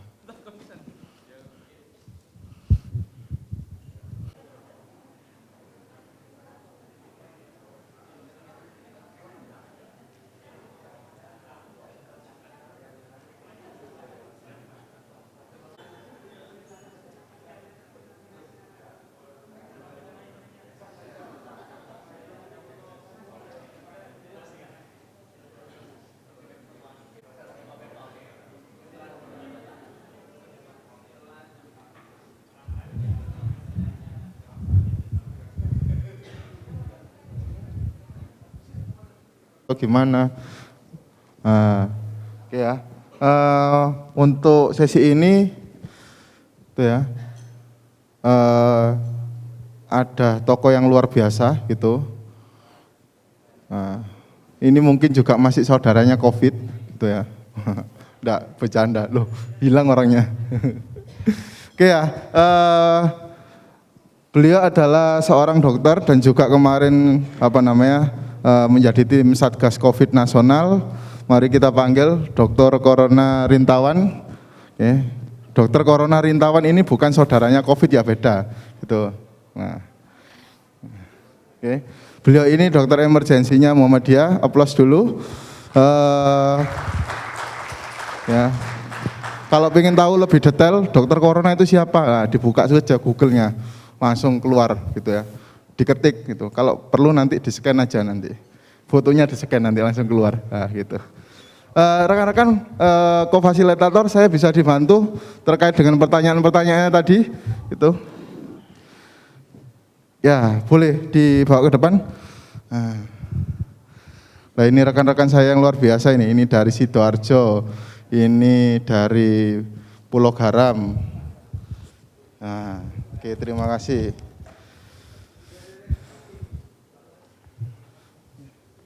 Mas Ko, materi dulu langsung. Materi dulu langsung jawab pertanyaan. Langsung aja. Langsung aja. Apa-apa sambil. Oh, langsung ini ya. Oke, Bapak Ibu tadi sudah menuliskan di tiga kertas dengan warna yang berbeda-beda, yaitu merah, biru, dan hijau. Kami sudah mengambil beberapa pertanyaan terbaik. Itu kurang lebih pertanyaan juga sama juga. Tuh. Nah ini langsung dijawab oleh pakarnya. Itu mic-nya. Pertanyaan yang sangat urgent dan penting sekali ini, dan ini pertanyaan yang berterbangan di luaran gitu. Apakah COVID itu benar-benar ada?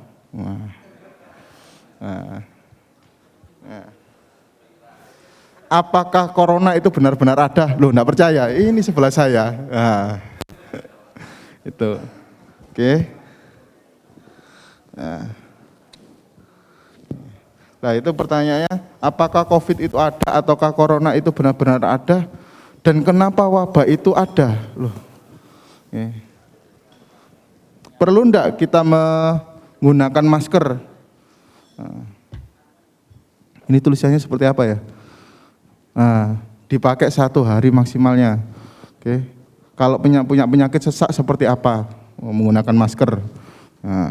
Oke. Mungkin itu dokter yang urgent ini. Oh, langsung nyambung.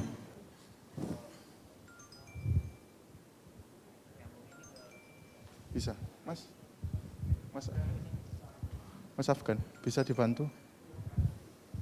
Nah. Oke.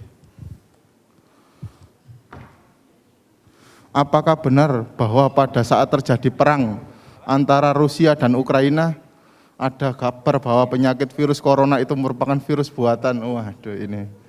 Nah ini netizen ini. Oke, enggak apa-apa ini. Mempunyai lab biologis yang berada di Ukraina. Waduh. Pertanyaannya asik juga ini.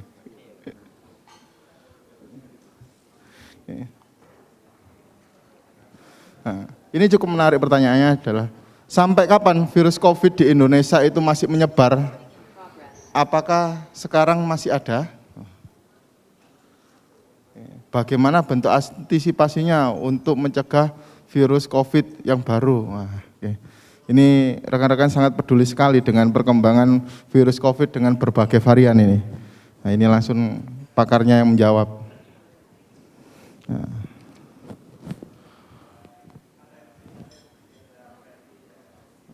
Apakah benar vaksin COVID merupakan suatu pertas otak untuk mengendalikan umat manusia? Sama seperti halnya sosmed. Berarti COVID sama dengan sosmed. Berarti Bapak Ibu yang punya sosmed, punya IG, punya Facebook di uninstall ya, kalau perlu divaksin nanti. Oke. Bagaimana Mas? Oke, langsung dokter. Di fullkan bisa?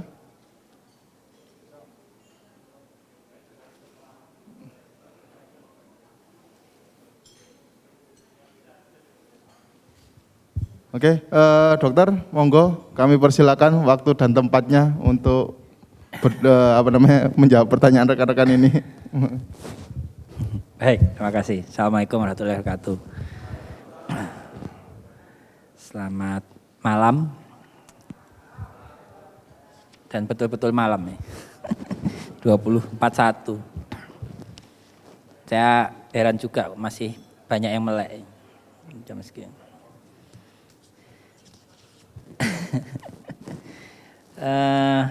Ya, terkait dengan ini ya, beberapa pertanyaan, mungkin nanti ada beberapa pertanyaan yang akan saya jawab sekaligus. Terkait nanti apakah COVID itu ada, apakah itu konspirasi atau tidak gitu ya.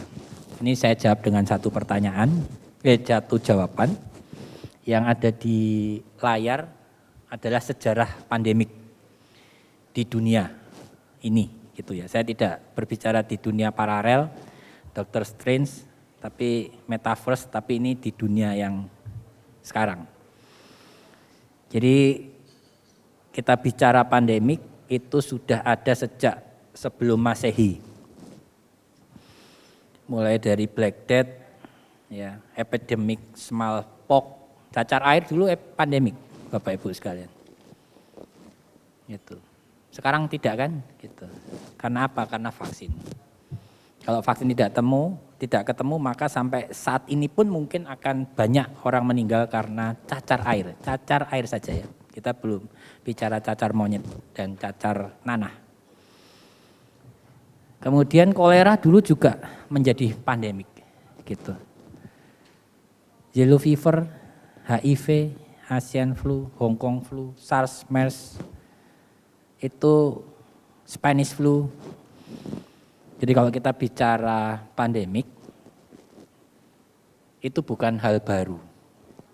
Sejak sebelum Masehi, itu sudah ada banyak pandemik. Pertanyaan, nah ini saja. Kalau sekarang dianggap konspirasi, yang dulu itu apa? Siapa yang mengkonspirasi yang dulu itu? Gitu. Jadi kalau kita bicara, ini pandemik akan ada dan selalu ada. Kenapa? Kita bicara konsep One Health. One Health itu satu konsep kesehatan, bahwa kesehatan manusia ini dipengaruhi oleh kesehatan hewan, lingkungan, dan alam. Nggak percaya? Kalau misalnya banyak gunungan sampah, kemudian ini contoh aja. Banyak gunungan sampah, kemudian banyak sapi yang makan sampah, kemudian sapinya dipotong, kira-kira ini makanan. Sehat nggak sapinya? Gitu. 80% pandemik itu munculnya dari hewan. Jadi penyakit yang dari hewan, yang harusnya hanya mengakibatkan sakit di hewan, itu loncat ke manusia.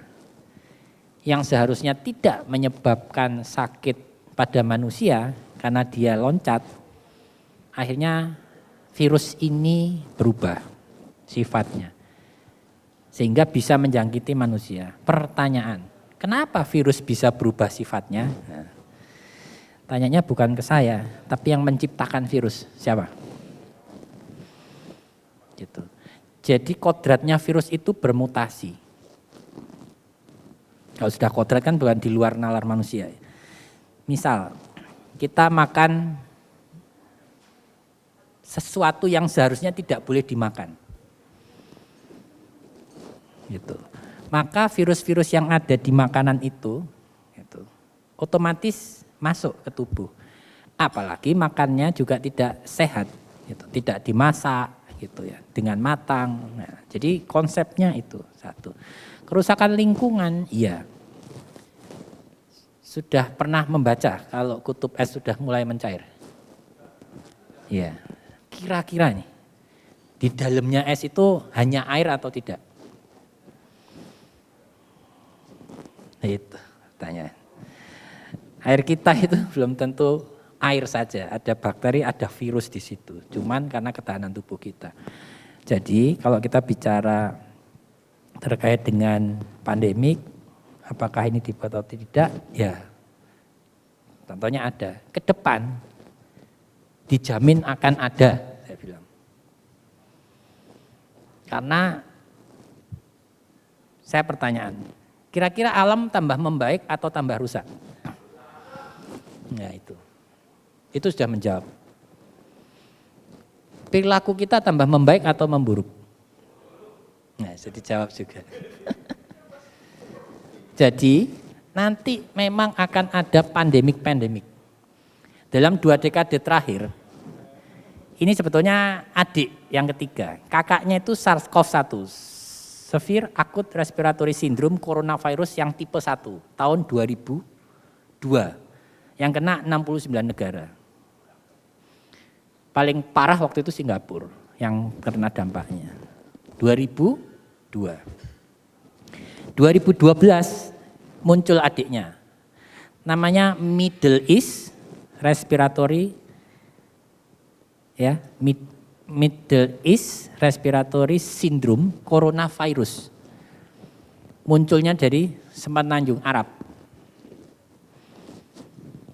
Itu berarti 2012. Jaraknya berapa? 10 tahun. Sekarang adiknya muncul 2019 kan di Cina. Jaraknya berapa? Enggak sampai 10 tahun, 9 tahun. Semakin di antara coronavirus ada flu babi. Ingat? Flu burung, masih ingat? Gitu. Jadi kalau kita kaget itu yang salah kitanya karena nggak aware. Kita belum bicara pandemik ya, kita ngomong bencana lah. Sudah tahu ini tahunan itu banjir, masih kaget-kaget terus. Gitu.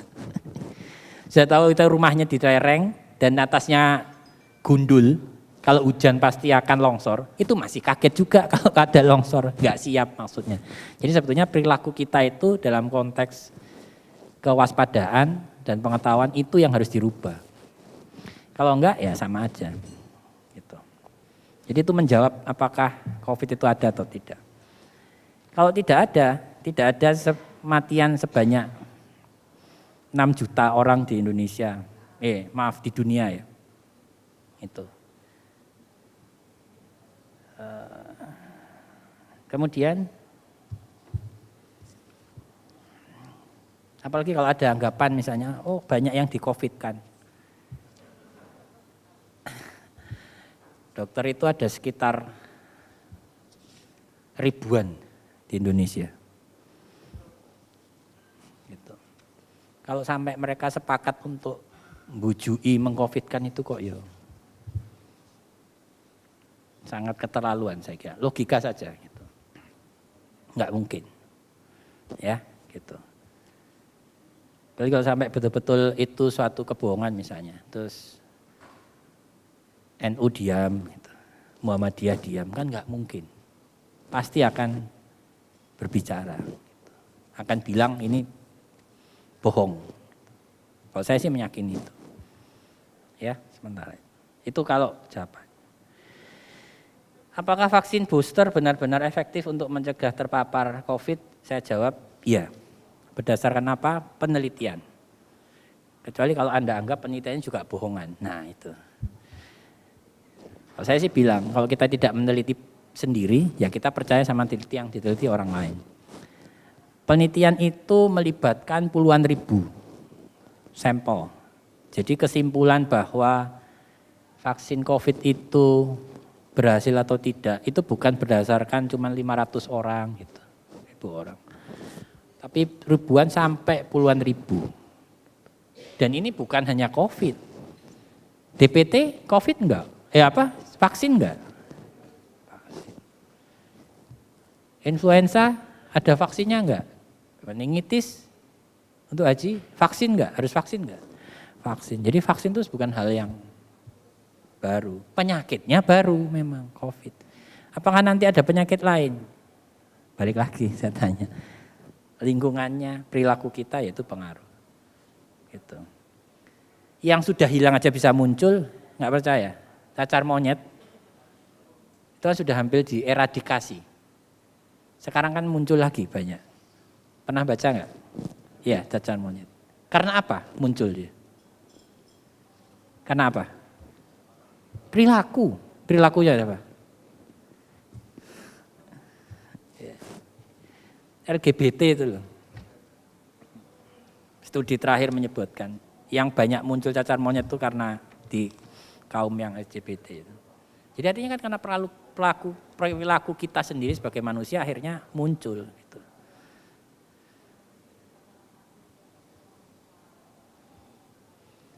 Banyak juga pertanyaan. Ini vaksin. Ya, ini vaksin. Yang vaksin dikumpulin. Nah, sudah, oke. Oke, ini varian vaksin atau varian virusnya ya? Virus ya maksudnya ya? Kalau vaksin itu tipe vaksin maksudnya. Tingkat keamanan dan pelindungan dari tiap vaksin apakah berbeda? Iya, gitu. Tergantung jenis tipe vaksinnya. Ada yang virus dimatikan, ada virus yang dilemahkan, ada yang pakai mRNA. Semuanya dibuktikan secara penelitian memang bermanfaat. Memang ada KIPI ya, kejadian ikutan pasca imunisasi, dan itu tidak hanya vaksin COVID. Kalau kita DPT kan juga demam juga gitu ya, vaksin sama. Kemudian keamanan pelindungannya ya memang berbeda. Ada yang sampai 90%, ada yang 80%, ada yang sampai 97%. Intinya memang sudah dikaji oleh BP POM keamanannya. Jadi level keamanan itu tidak sampai menimbulkan yang parah atau meninggal. Itu yang mungkin bisa saya jawab. Kapan waktu vaksinasi yang paling tepat? Ya sekarang, yang belum. Ya, gitu. Yang belum, sekarang. Kalau sekarang malam belum buka, berarti besok. Ya, gitu. Terakhir. Sampai kapan virus COVID di Indonesia masih menyebar lah ini? Ya.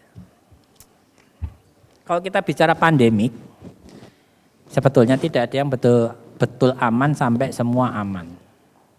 Kita bicaranya itu adalah bukan di level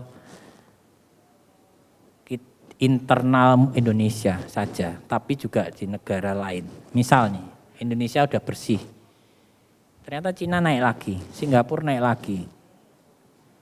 Kalau memang kita mau betul-betul aman, kita nggak nerima sama sekali, nggak boleh keluar dan tidak boleh masuk. Hadisnya seperti itu kan ya? Itu. Masalahnya, pertanyaan, kalau mau digitukan, apa mau? Gitu.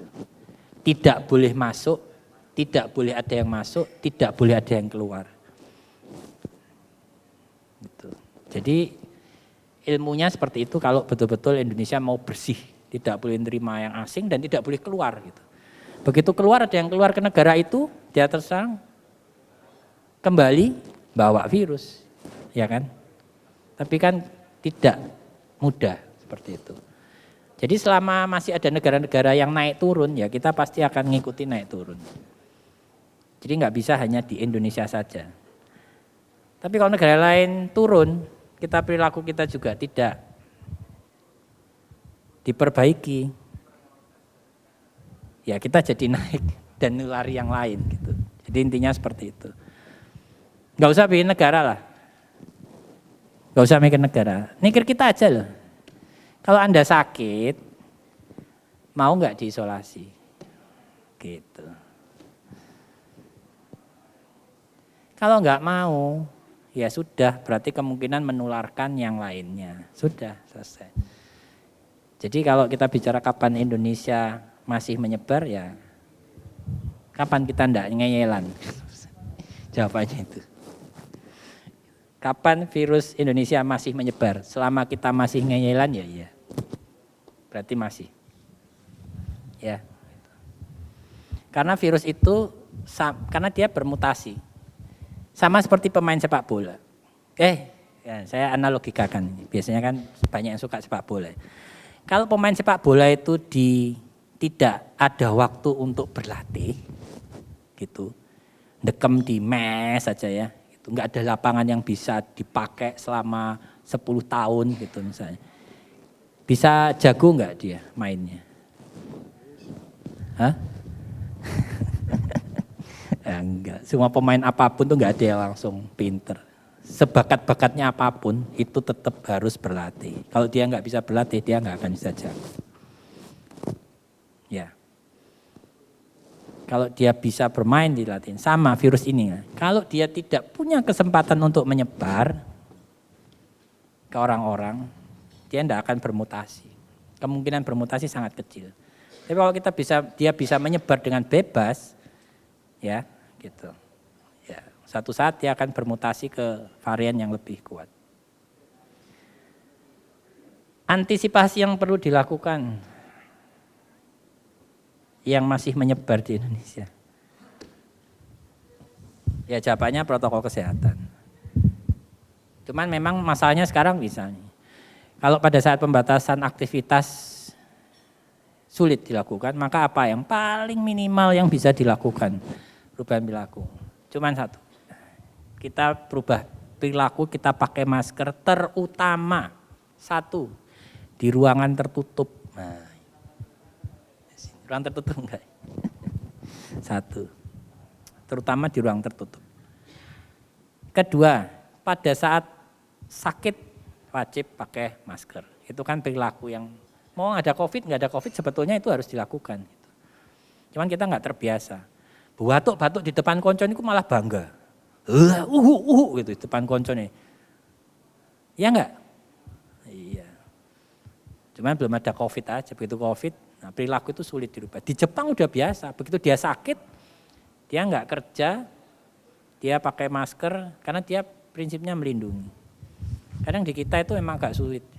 Nggak wambruk-mbruk gitu, baru nggak kerja kan seperti itu. Nah dalam konteks di perilaku, sekarang ada COVID, kita nggak tahu sakit kita bisa menulari atau enggak, sebetulnya harus di ini. Tapi ini ngomong perilaku. Yang ketiga, ventilasi. Ventilasi ruangan. Kegiatan apapun pastikan ventilasi udaranya baik. Buka jendela, ya, buka pintu, gitu. Kalau memang mau pakai AC, lengkapi dengan air purifier, sudah. Karena kalau kita nggak siap sekarang, nanti berikut-berikutnya kaget lagi.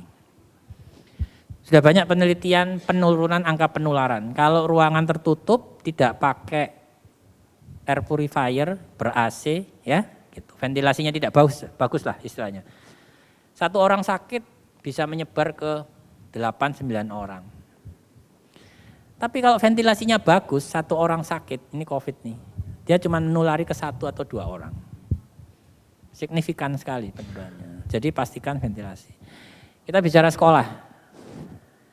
Ventilasi yang bagus itu sekolah zaman dulu. Tahu sekolah zaman dulu? SD itu bentuknya cuma U, ya ruangannya. Gedungnya itu bentuknya U, tengahnya terus lapangan bola ya, gitu. Saya dulu kalau main bola gitu sampai nendang bola masuk kelas terus dikejar guru itu. Karena bentuknya U, ya jendelanya banyak sama pintu, sumuk itu tinggal dibukai gitu. Itu ternyata paling bagus. Kalau sekarang tutup AC, kaca tutup AC, kaca. Itu fatal di pandemi. Dan itu penelitian sekarang. Jadi sekarang negara-negara itu mulai merubah kebijakannya, mewajibkan sistem ventilasinya harus bagus. Kalau enggak dikasih air purifier, dikasih exhaust gitu, supaya ada udara yang keluar gitu. Pintunya dibuka gitu. Kalau enggak dikasih sistem HEPA filter di ruang AC-nya. Sekarang semua negara banyak negara yang mulai memberlakukan itu. Dan kita harusnya bisa memulai itu. Walaupun regulasinya secara resmi belum. Ya. Kita masih mendorong supaya ada regulasi. Tapi pelan-pelan. Supaya enggak kaget. Tapi di kita mungkin bapak-bapak, ibu-ibu penyelenggara, saya sampai kalau ada teman saya yang di kantor gitu, kadang suka curcol karena pimpinan kantornya enggak mau membelikan air purifier. Saya bilang, kantor ukuran berapa? Ruangannya 60 meter. Oke, butuh 1 alat purifier. Harganya 2,5 juta.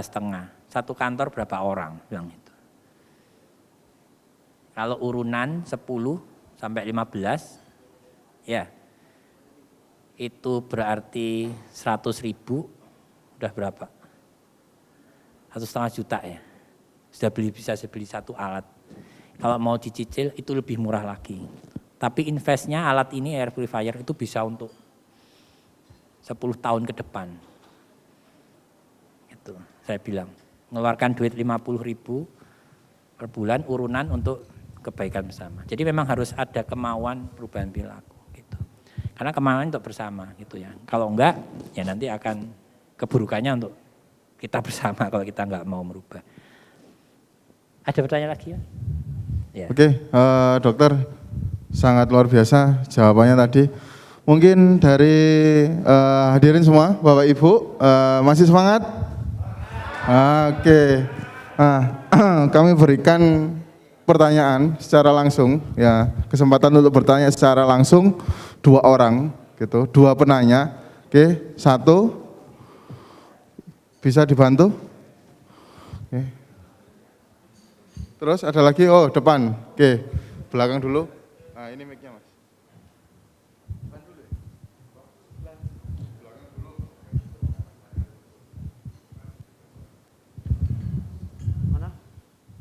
Oke, silakan disebutkan namanya dan asalnya dari mana.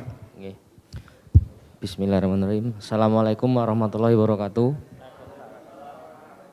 Nama saya Aidi Basit dari SMK Muhammadiyah 6 Rogo Jambi, Banyuwangi. Yang mau saya tanyakan singkat saja, yang paling bagus itu vaksin buatan atau vaksin yang terinfeksi secara langsung dari virus corona tersebut? Taja, terima kasih. Assalamualaikum warahmatullahi wabarakatuh. Oke, terus selanjutnya, yang paling depan. Oke.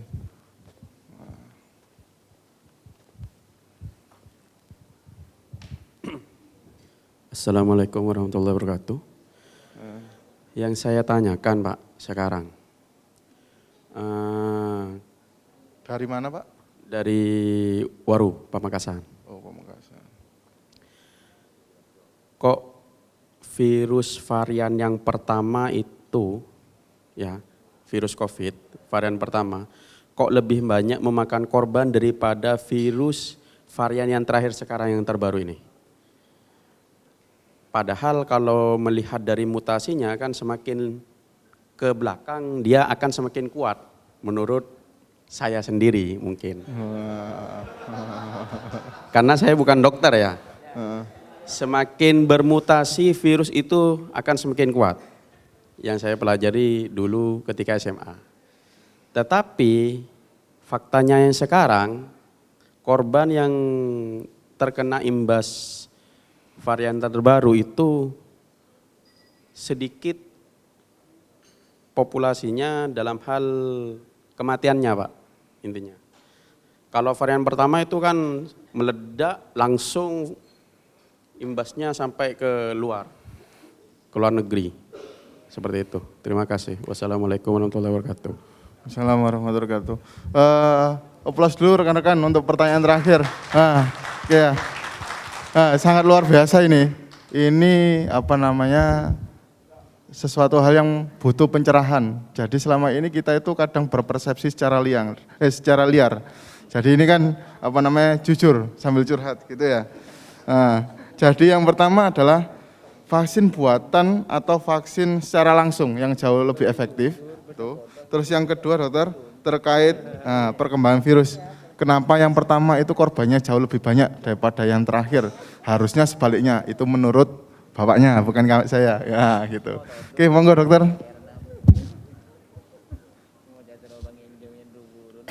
Terkait yang pertama, apakah vaksin dibandingkan dengan infeksi alami ya itu ya, kekebalan yang diakibatkan oleh infeksi alami lebih bagus mana? Sama. Perbedaannya satu, komplikasinya. Kalau infeksi alami, komplikasinya tidak bisa dikontrol. Gitu. Tidak bisa dikontrol. Pasti tergantung memang virulensinya, pasti akan banyak yang jauh lebih sakit dalam kondisi sakit, berat, sedang. Tapi kalau vaksin, jadi kalau ini gelas, ini virus alami gitu, saya lemparkan ke Bapak, itu luka kan? Ya.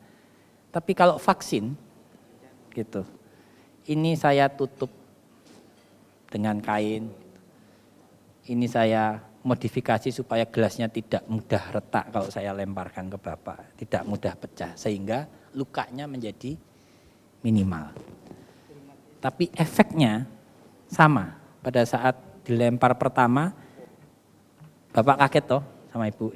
Tapi begitu mau saya lempar lagi kan sudah ancang-ancang, betul nggak? Menghindar. Nah itu. Jadi itu perumpamaan paling mudahnya ya. Jadi kalau ditanya, efeknya sama-sama orang bisa berkelit pada serangan keduanya. Gitu. Tapi kalau ini tidak dibiarkan alami, maka yang pertama lukanya itu efeknya jauh lebih banyak ketimbang yang vaksin. Itu ya, gitu. Pertanyaan kedua. Wah, ini sini. Iya. Asumsinya salah, Mas. Jadi virus itu bermutasi. Itu udah kodrat ya. Sunatullahnya virus bermutasi. Mutasinya ke arah mana? Itu tidak bisa ada yang memperkirakan. Gitu. COVID ini sebetulnya mutasinya bukan hanya Delta, bukan hanya Omikron. Banyak juga mutasi lainnya yang tidak berbahaya. Gitu. Tetapi ada satu mutasi yang berbahaya yaitu varian Delta. Tapi varian lainnya banyak sebetulnya. Kalau saya bukakan di jurnal genome sequencingnya variannya COVID, itu ada sekitar 20-30. Yang lainnya enggak. Jadi dia dianggap virus ini bermutasi berbahaya kalau satu, transmisinya jauh lebih mudah menular. Kedua, tingkat keparahan yang dihasilkan karena infeksinya lebih berat. Ya. Ketiga, kemampuan dia untuk menghindar dari vaksin yang dibuat sebelumnya itu makin kuat. Tiga ini, komponen ini yang dilihat oleh Badan Asosiasi Dunia. Ini kan adik ketiga ya, saya bilang tadi ya, coronavirus yang ketiga ya, adik yang saat ini yang kita anggap paling ragil lah. Kakak sulungnya itu SARS-CoV-1 yang tahun 2002, itu dia angka kematiannya itu mencapai 40-50%. Jadi orang kalau sudah terinfeksi, kemungkinan meninggal itu 50%. Jelas meninggal. Ya. Di satu sisi kan itu berat banget ya. Jadi kena, wes kira-kira 50% meninggal karena saking beratnya. Tetapi, nah ini bukti kekuasaan Allah. Karena dia mortalitasnya sangat tinggi, 45%. Begitu sakit, berat langsung ke rumah sakit. Sakit berat ke rumah sakit. Efeknya apa? Dia tidak sempat nulari orang-orang lainnya. Nggak sempat keliling nih, gitu. Makanya cuma sekitar 29 negara yang waktu itu kena. MERS-CoV sama, 40-50%. 29 negara. Nah adiknya ini, yang ragil ini, dia berubah mutasinya. Tingkat kematiannya cuma berapa? Sekitar 10% dari yang terinfeksi. Jadi 90% makanya kemarin kan, wah kan belum tentu mati ya, karena cuma 10%. Tapi infeksinya, tingkat transmisinya, karena dia cuma 10%, orang sehat malah yang tidak ada gejala masih bisa menularkan. Jadi yang tertular banyak sekali sehingga 10%-nya itu banyak juga akhirnya kalau di total keseluruhan. Dan yang kedua itu pertanyaan Omikron. Omikron sama Delta kan kita habis-habisan ya. Banyak yang meninggal kan, banyak yang kurang oksigen segala macam ya. Kalau Bapak tahu, rumah sakit penuh segala macam sampai ada yang banyak nggak dapat UGD. Delta nyerang. Omikron ini bukannya lebih ringan dari Delta. Tapi karena cakupan vaksin kita jauh lebih banyak pada saat kita diserang Omikron dibanding pada saat waktu tahun lalu diserang Delta. Makanya terbukti bahwa dengan banyaknya cakupan vaksin, Omikron yang jumlah yang parah itu enggak sampai sebanyak Delta. Tapi kalau kita biarkan tidak ada vaksin dari tahun lalu, tahun ini Omikron yang kemarin Februari ya, Maret, itu juga akan sama dengan Delta tahun lalu. Banyak juga yang meninggal. Tapi karena vaksin ini kita sudah banyak cakupannya jadinya memang, jadi itu ya. Jadi saya kira nggak ada yang bisa mengarahkan oh ini virusnya lebih lemah atau lebih kuat mutasinya, nggak ada. Nggak ada yang bisa memperkirakan. Cuman kita ngelihatnya memang misalnya nih, flu. Kita itu kan kena sering flu ya. Flu itu kan virus ya. Teorinya kan kalau kita kena virus flu sekali, besok nggak kena lagi ya. Tapi ini kenapa tiap bulan bisa kena flu ya enggak? Karena virusnya bermutasi terus. Makanya 2 bulan lagi kalau badan kita ngedrop kena lagi flu gitu ya. Nanti bulan ini karena bermutasi terus. Cuman memang sifat virus flu-nya ini yang tidak ke arah yang lebih berat. Dalam konteks virulensinya ya, tingkat keparahan. Tapi nggak ada yang bisa memastikan itu. Ya.